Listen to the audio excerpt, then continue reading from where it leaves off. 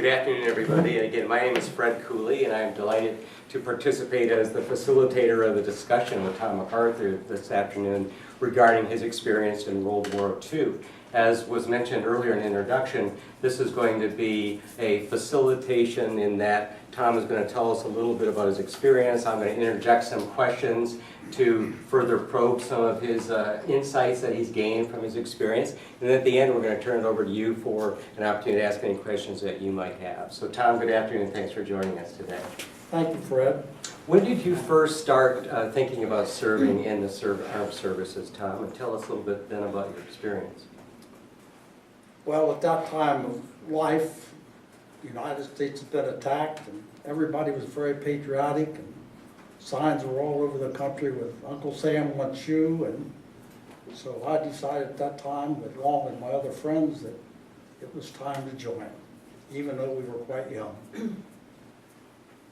Well, tell us then about that experience when you enlisted and then where it went from there. Okay, well, I went to work on the Baltimore and Ohio Railroad in January of 1944. About 8 months later, I enlisted in the U.S. Navy, and I found myself a week later at Great Lakes, Illinois for 9 weeks of basic training and boot camp. And after boot camp, we were given 7 days leave, and I returned home to Cincinnati. We knew we were going overseas. Several days later, I boarded a troop train in Cincinnati, consisting of 8 or 9 cars that were built at that time for transporting troops. They looked like box cars with bunks in them. And it took 4 days to get to California. And the reason for that was, in those days, we didn't have diesel locomotives. They had to make frequent stops to coal and fuel the engines and make crew stops. I remember on that trip, at Christmas Day, we were in Denver, Colorado, and we spent the whole day there, and a bunch of ladies and from the USO and Red Cross and local churches came down and brought armloads of Christmas presents for everybody on board the train. It was half a truckload. The gifts included razor blades and a straight razor. You didn't have any electric razor in those days. Toothbrush, maybe a candy bar, and comb and a brush, something of that sort. But everybody got a gift. 3 days later, we arrived at Oakland, California, the Treasure Island Naval Base. Stayed there for 3 or 4 days. Called my mother in Cincinnati and said I'm broke. I called her to collect. She sent me a $20 by a Western Union telegram. I have a picture that I'm going to show you after a while. Picture of that faded out telegram where I said, thank you for the $20, shipping out, I can't call.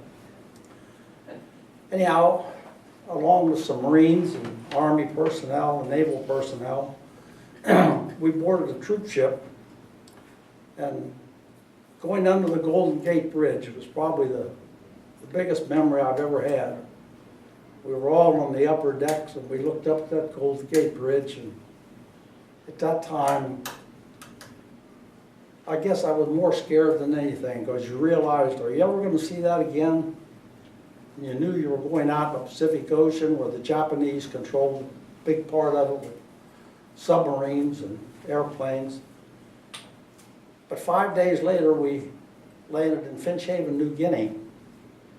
And that island had been secured by the Army at that time. We unloaded mail that we had brought from the U.S. for the people on the island. We spent several days there unloading supplies and getting new supplies. And from there, we went down to the Admiralty Islands, a place called Manus. I spent about a week there. That island also had been secured at that time. And we stayed in Quonset huts with the Army engineers had built. Several days later, they had a converted luxury liner that came into port, and we were loaded on this luxury liner to go to the Philippines, up to Lingayen Gulf. We went to Manila and Luzon. And I left that ship at a place called Samar in the Philippine Islands. We slept in tents there for about a week. And the Battle of the Philippines was just coming to an end at that time. I had previously been assigned this ship out of Great Lakes. So this trip to Finch Haven, New Guinea, and Manus and the Admiralties was all part of my traveling to find the ship. The ship at that time was operating up in the North Pacific in the Aleutian Islands off of Adak, Alaska. They were patrolling up there for about 6 months, expecting a counterattack from the Japanese at that time. So then the ship was ordered, of course, to come to the Philippine Islands, and that's where I boarded the ship on March the 15th. After we left port, all communications with the ground were cut off. There was no cell phones, no anything. Everything was, excuse me, everything was radio silenced. And once we were underway, they turned one of the 5-inch gun mounts sideways, which you'll see in these pictures, and they put a big map on there. And the captain got on the public address system and told us we were going to an island called Okinawa, which we couldn't even spell or repeat. But it took us several days to get there. But he announced that how important this island was. Guadalcanal and Iwo Jima and Luzon, all those places had already been taken and secured by American forces. And Okinawa was the last stepping stone before the final invasion of Japan. It was only 330 miles from the mainland of Japan, which would allow our bombers and fighter planes to take off from Okinawa and bomb Japan and return without refueling. And so it was one of the most important islands in order to try to end the war. We were on picket duty, which meant that a destroyer is a smaller ship with great maneuverability and speed. So our job was to protect the troop ships from Japanese kamikaze planes, the aircraft carriers, and hospital ships and that sort of thing. So Palm Sunday was, of course, the week before Christmas, and on that Monday after Palm Sunday, we and 3 other destroyers were on picket duty, and these 4 destroyers were all hit on that day. We were hit on the after part of the ship. My job, as most of the inexperienced sailors had the same job, I was an ammunition handler below decks. What we did, we had 5-inch gun shells that weighed about 65 pounds, and when you were under battle conditions, you put these 5-inch shells on a hoist. There was a half a dozen of us doing this, which stood up to the main breach where they were putting the guns for firing. So I didn't see any enemy planes approaching. I was below decks on what they call number 4 gun mount. Of course, we were on general quarters at all times, being in enemy waters. And then the general alarm sounded that we were under attack. I'm told that the captain maneuvered the ship to where broadside we'd be firing out the planes so that we'd have more firepower. One plane was shot down and hit the water before it got to the ship. Our ship was hit in the after part of the ship between these 2 5-inch gun mounts. Of course, they have a 550-pound bomb on these dive bomber planes, which the code word was VAL. They were called VAL planes. So it exploded, of course, on impact, but it didn't penetrate the deck where our ammunition exploded also. But there were 8 men in this gun mount that had hit, these 40-millimeter guns. Those 8 were killed. There were 17 missing and 32 injured. Of course, when you're missing at sea, you're not coming home. That's it. So, we still had some firepower on of course, the forward part of the ship. And we had torpedo tubes and we had depth charges. After, I guess it was the day before the invasion, which was going to be on Easter Sunday morning, we were ordered to put our injured people, severely injured, on a hospital ship which was nearby, and to unload all of our surplus ammunition that wouldn't be required there, onto another ship. And as a damaged vessel, we were ordered to go to Pearl Harbor. This was, I guess, the scariest part of my whole career. Well, here we were, a crippled ship, all by itself, heading from Okinawa to Pearl Harbor. And as a token of defense, I'm sure Jim's familiar with the old PBY Catalina planes. They were mostly observation planes. This one plane followed us out, looking for submarines and so forth in our path. And he went to the point of no return where he had to go back because he was going to run out of fuel. So it was a pretty lonely sight, and everybody was pretty sad with tears in their eyes when he kind of flipped his wings this way a couple of times to say goodbye and good luck. We got to Pearl Harbor without incident, made some temporary repairs, enough to get fuel, enough to get us to California. We went to Mare Island Naval Base, Oakland, California, for extensive repairs. The crew got 30 days leave, and the crew, incidentally, was about 320 men. We all went home on furlough. When we came back, the ship was completely reconditioned. All of the single 5-inch guns were now doubles. All of the twin 40-millimeter guns were all quad 40s. All new armament was on board. Torpedo tubes had been removed to make more firepower. And we set sail. We went on a shakedown cruise to make sure everything was all right to San Diego. And then we were ordered to rendezvous with 3rd Fleet, with Admiral Bull Halsey's 3rd Fleet in the South Pacific. We were rendezvousing on the 3rd Fleet in the South Pacific when the Emperor of Japan was talking peace, but it was still pretty early in the game.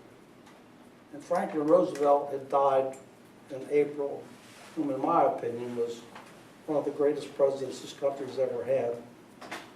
He died a month before the war was over in Europe. And less than 3.5 months later, President Harry Truman had to make the most meaningful decision he had ever made, and that was to drop the atomic bombs.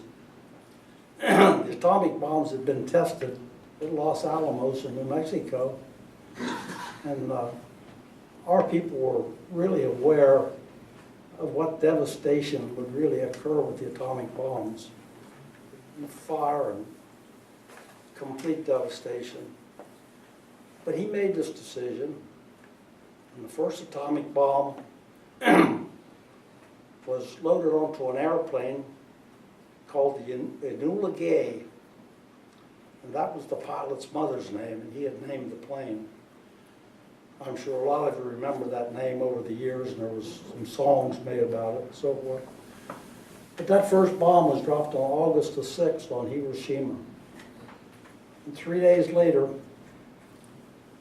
they followed up with a bomb on Nagasaki, which practically annihilated that whole area.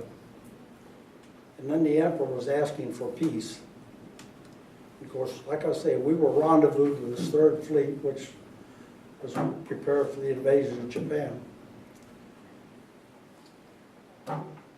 It was because of Harry Truman's home state was Missouri. The battleship Missouri was selected to be the ship with the signing. So on September 2nd, the unconditional surrender of Japan was signed aboard the USS Missouri. We and 4 other destroyers were in Tokyo Bay. We escorted the Missouri in. I was maybe from here to, our ship was from here across the street. We could see the proceedings with binoculars, but you couldn't see them otherwise. There was General Douglas MacArthur, who then, after the signing, became the Supreme Allied Commander of Japan. Several admirals and generals, and all the top brass except for the Emperor. The Emperor of Japan was not present, even though he had dictated the peace. Our commander of our destroyer was a fellow named J.D. Whitfield from Batesville, Indiana. And he was the senior destroyer commander in Tokyo Bay. So he was selected, our ship, that we would escort the Missouri back to the United States. Of course, all the brass and all the surrender papers and all had been flown back. Just a normal cruise aboard the Missouri. So we alone escorted the Missouri back to Pearl Harbor, where some temporary repairs were made, and things were painted and cleaned up and supplied, and the ships were fueled. We went through the Panama Canal. The Missouri went through first, and we followed. And I'll tell you, we could see the sides of that ship touching the sides of the locks going through there. I mean, it was so close, paint was being scraped off. The Missouri went into Norfolk, Virginia for public display on Navy Day, 1946. And we went into Wilmington, Delaware. My folks, my mother and father and my sister, who was Hoveling's best friend, they went to school together. They came up to Wilmington at that time, stayed and had opening festivities, which was quite important, a lot of publicity and that sort of thing. After that, the ship went down the East Coast to Charleston, South Carolina, where we decommissioned the ship on the Owando River in Charleston. They decommissioned ships in a nest of four ships abreast tied together, and they called that a nest, and there was 3 or 4 nests on that river. I later learned that that ship was turned over to some foreign nation, and according to the internet, Google, it was finally scuttled somewhere in the Pacific Ocean. But after that, I went back from Charleston. I went to Great Lakes, and I was discharged. And I went back to work on the railroad. At that time, of course, every industry was forced to give you a leave of absence so your seniority would continue if you went in service. So I was discharged and went back to work on the railroad, working nights. And things went well. I didn't have an automobile at the time, but we lived in a small community outside of Cincinnati. And of course, she was around our house a lot, and we knew her. My folks needed her, and my mother kept telling me, "Why don't you date Aubrey? She's a nice girl." And what did you say? So I wasn't sure what she meant about a nice girl, but anyhow. I thought, well, I kind of acted like she was still a bit too young. So anyhow, one night I saw one of my friends going to walk her home. So I kind of changed my mind, and I walked her home. So we got married in October of '47. We'd been married 68 years. During that time, first 5 years, she provided me with a couple of nice kids, a girl and a boy. I noticed the girls here today, Donna, most of you know. Dale, he's our other child. We had 2 children. Dale's in Atlanta, has been here a couple of times, have performed in this room. He gave us 2 grandchildren and a couple of great-grandchildren. And Donna's 2 girls are both in the Cary area, and they have provided us with 3 other great-grandchildren. And all this time, these 68 years, our family has grown like that. And I give all that credit to her. I did a lot of traveling in my work. I was gone. She raised the kids, took care of the finances. I always tell her those years we operated in the red until I took over later on. Anyhow, she did a great job. She was a great mother and parent to the child, to the kids, helped raise them, to PTA and all those sort of things. Well, I was kind of free, loose, and fancy free. But we've had a real good marriage. In 2012, my daughter and son-in-law decided they were going to move to North Carolina where the girls were, and here in Cary. And they came over one day and said, "You guys think about moving to North Carolina?" And we said, "When?" So we came down that weekend, and, well, that afternoon, I guess. They came over at 3 o'clock and picked us up, and we came down, and we had some help from public relations people at SAS, and they told us that if they were going to live any place in North Carolina in a retirement home or assisted or independent living, it would be Woodlawn Terrace. And so we came here, but we really came here with the idea of getting a larger home with a mother-in-law suite and the whole bit. Everything we looked at started at $500,000 up. And we thought, well, if we die or we're gone, they're going to be stuck with a bigger home and a lot of taxes and a lot of expenses they don't need. And so they bought a home in Holly Springs. And the other 3 families were all in Cary. Came to Woodlawn Terrace in July. We absolutely love it. We have no plans to leave. When I do, I think I'll move in with my daughter, Holly Springs. My son-in-law's not too happy about that idea. But anyhow, that's about the truth of our story. And like I say, throughout our lifetime, I've got her to thank for most of the things that happened, the good things that happened to us through life. I have some pictures up here of the ship I was on. The painted picture that's got the words Kimberly alongside of it was done purposely on the way to Delaware for Navy Day, just so people would know what the ship's name was. The other one's actually when we were at sea. And as I told Fred when I visited with him the other day, I also have a book there. It's called Winds of War. The author wrote this book, and it's all about the Japanese kamikaze planes in the war in the Pacific. And he interviewed many, many people. And out of the USS Kimberly, there was 10 people interviewed, which shows in the roll call portion of the book. And I was one of the 10. So Fred wrote the article the other day. There's an article in there that talks about when the ship was hit and a couple of 17-year-old sailors going up on deck to see all the death and destruction and fire, and we all manned fire hoses and that sort of thing. But I was happy to be part of that book. And if anybody ever wants to read a good book on World War II, that's a great book. That's about my story. And it's not 4 o'clock.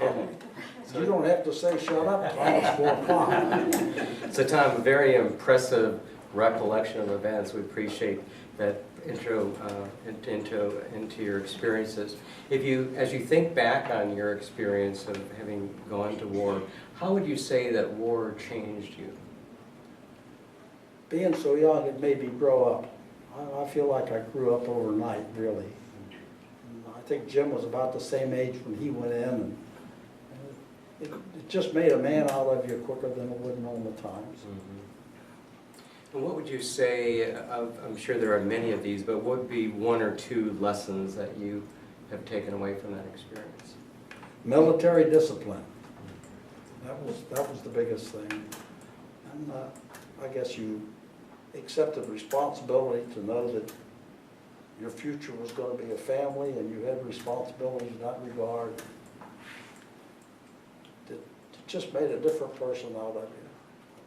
And you were always thankful that you weren't in the Army or sleeping in a foxhole someplace. Well, again, thank you so much for your expose. Let's turn it to the audience to see if they have any questions that they'd like to ask you. Jim has the first one here. Tom, what were the different, did you have different duties on each different ship that you were assigned? Well, I was just assigned to the one ship, the other I was a passenger. Of course, yeah, we had a lot of duties, we scrubbed decks and all that sort of thing, cleaned mess halls and all that on the ships, but the actual duty I had was, during wartime, of course, was on the ammunition loader. Now, after we went back out to sea after repairs, I was just a seaman first class, and mostly was handling lines and things upon deck what a normal seaman would do. That was about the extent of the duties. And I might add that when we went into Tokyo Bay, it was kind of a real scary project. You know, you heard of all these sneak attacks by the Japanese, and there was still a lot of wondering, you know, is this a farce, or are we going into a trap? You know, they hear it. So, of course, all the Air Corps and everybody was standing by for, if it was that, if it was just a trap to get in. But I might add along that line, Jim, I was fortunate enough when we lived in Louisville,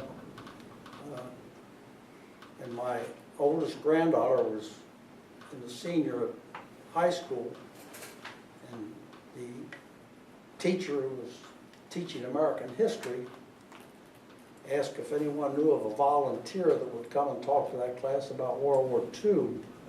They were studying World War II at the time.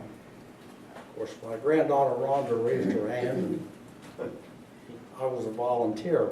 You know, and it was surprising. I don't know what they do in American history class nowadays, but those kids in that class, they knew names like Winston Churchill and Joseph Stalin and you know, all the generals in the army and the admirals. Those kids really knew what was going on, and their primary reasoning for having me there, they had a discussion that day on did Harry Truman make the right decision in dropping that bomb knowing they would kill so many civilians? Or should he not have made that decision and let the war go on? Well, it was estimated that the war would have lasted at least another 3 years, and Allied forces, which include you guys coming from Europe to Japan, would have been on that invasion, and there would have been hundreds of thousands of Allied troops just slaughtered. And the funny thing about it, the following year, my other granddaughter was in the same class, and I was invited back to do the same thing. So when I went into class that day, I told a teacher named Mrs. Morris, whom I knew, I said, well, I guess I failed that class the first year, and I got to repeat it. Great other questions. Why don't you tell them about your friend that was on a troop ship? Oh, yeah, I met a That was fun. school friend of mine was on a what they call APA, a tender ship.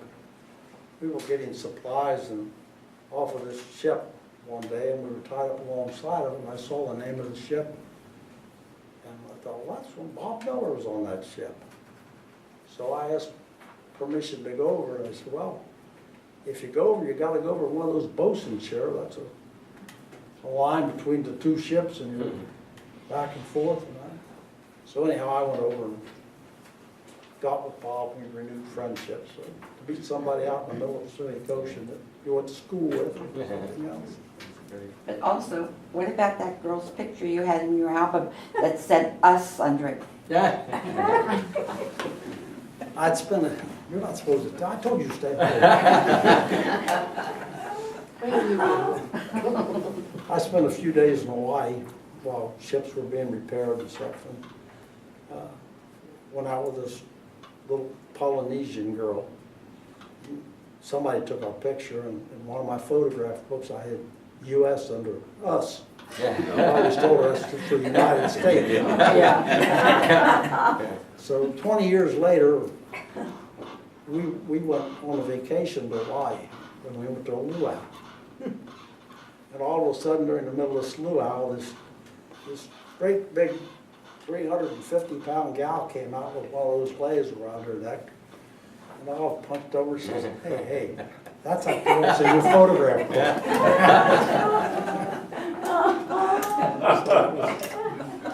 That was kind of comic. So there was a lot of good times, and a lot of bad times.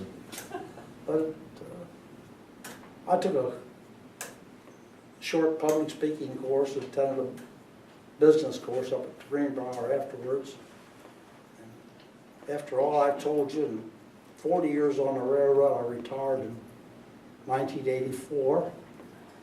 During those 40 years, I had 7 different promotions, and we lived in several different places.